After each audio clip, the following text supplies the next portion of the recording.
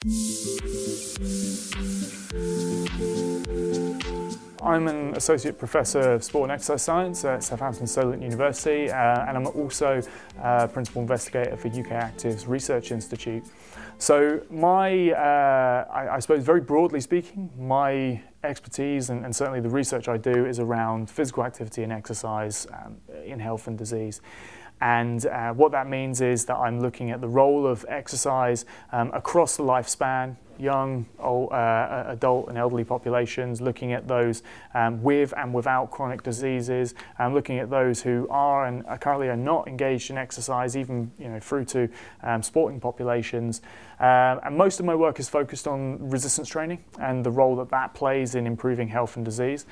I think at the moment we've got a body of evidence that really tells us how or what works best and what produces results. The next step is trying to figure out how do we actually get people to do the things that we know work. So that's really the next step for me, and I'm quite excited for the next few years and what sort of evidence we can generate around that.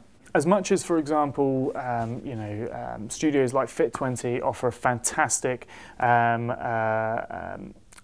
approach and choice for people to engage with, there's always going to be some element of the population that either are unable or don't want to engage in kind of studio-based personal training.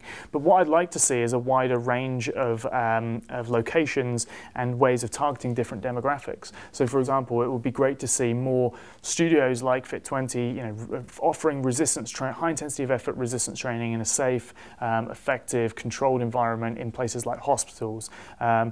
Residential care homes for the elderly and things like that. Even so far as saying in 25 years' time, it would be great if every school had a studio where kids can go in and learn the basics of performing this type of exercise and grow up with that, so that, as I said, it's a normal thing for them and they can, it just becomes as simple as brushing their teeth.